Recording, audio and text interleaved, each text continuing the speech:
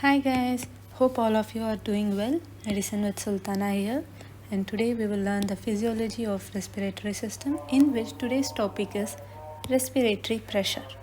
Okay, now previously I have explained the introduction of respiratory system and the expiration and inspiration. If you haven't checked, I will link the video here. And now let's start. Today we will see the respiratory pressures. Okay, respiratory pressure. How does respiration occurs? That is, airflow into and out of the lungs occurs because of the presence of pressure gradients. Pressure gradients between the alveoli and the atmosphere. Okay, now what is a pressure gradient? A pressure gradient is when there is a difference in between the atmospheric and alveoli pressure. For example, if the atmospheric pressure is high, whereas the alveolar pressure is low, then air tends to flow. Air flow into and out of the lungs if there is a gradient. If there is no gradient, that is known as resting condition. Okay, now we will see. Now here F is the flow and del P, which is the pressure high minus pressure low by resistance. Okay, this is the formula to calculate the flow of air. Okay, now air flows from high pressure to low pressure. Okay, now why does this occur? This occurs because by nature our body, or by nature air wants to equalize. Do you get it? So this is the tendency of air to maintain pressure. That is, it flows from high pressure to low pressure. Okay, in order to equalize. Now, how does this occur in our lungs? Okay, in our lungs there is 4 types of pressure.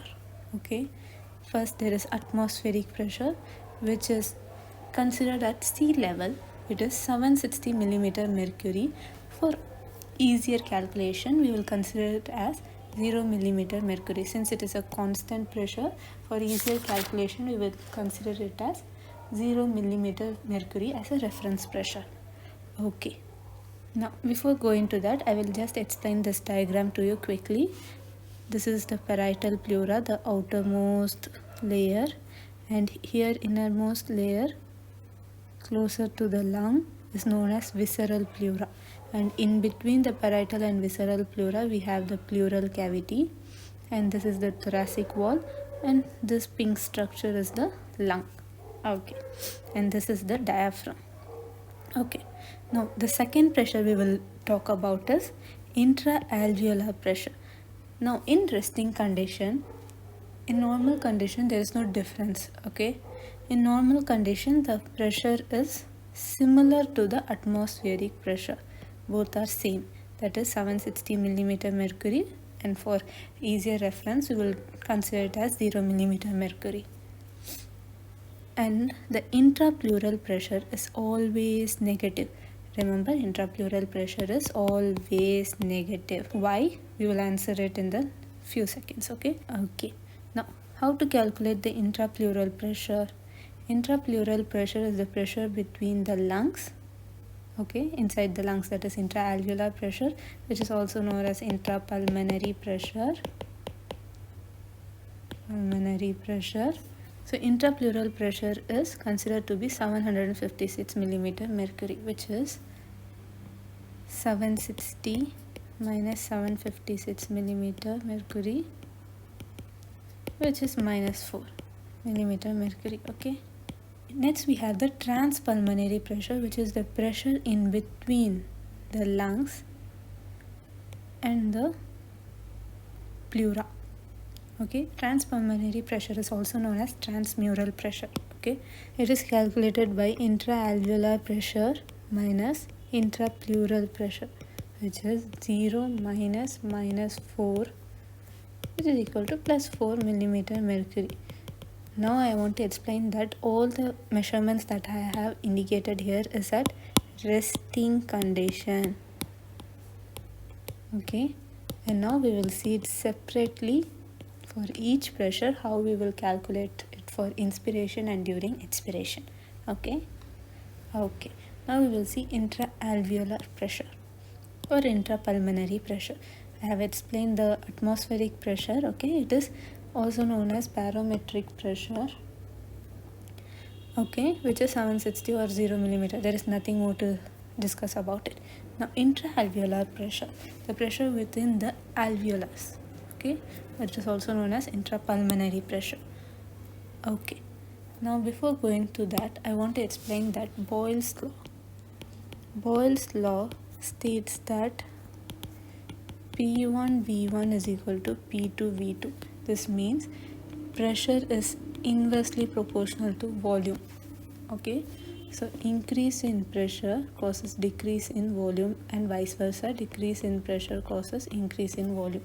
Now, with this rule, we will see this intra-alveolar pressure.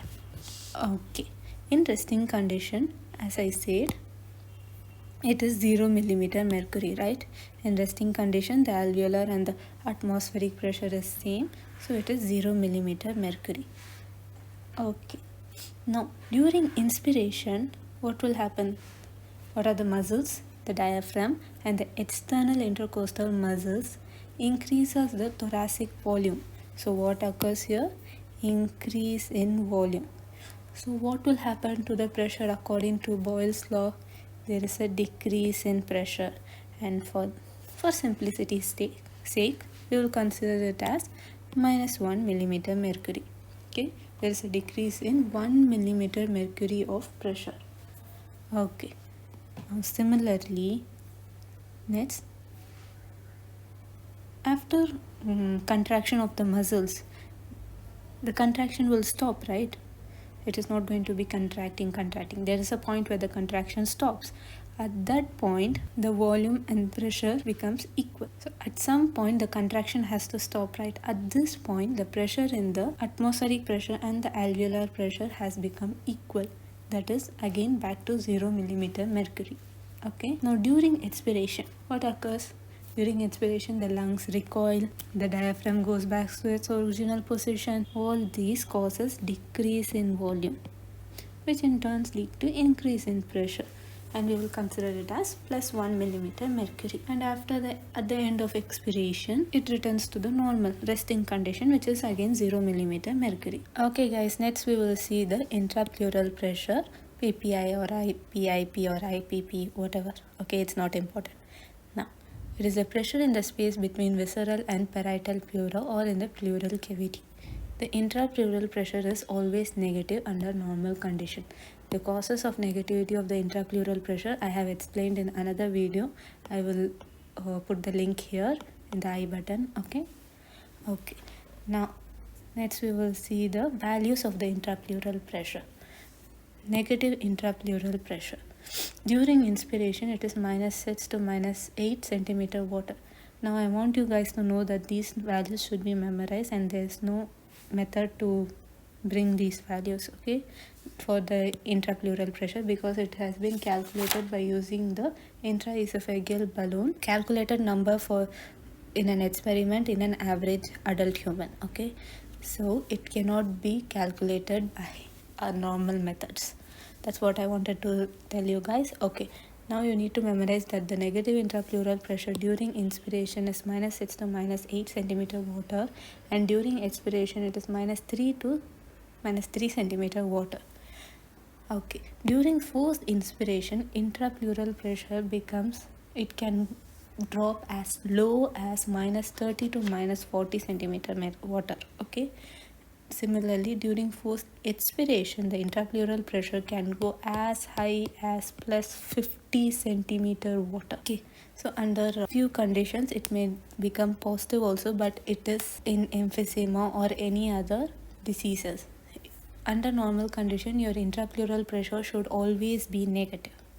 Okay, in lung diseases with destruction of elastic fibers, if the elastic recoil of the lung collapses or decreases, tendency of the lung is decreased, such as in emphysema, the intrapleural pressure becomes less negative. It may become positive also or less negative.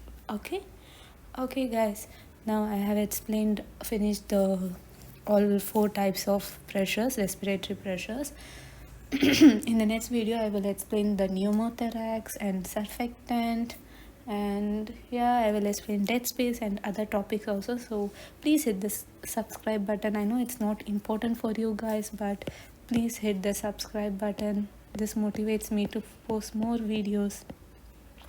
And if you have any doubt, write in the comment box and hit the like button. Thank you guys.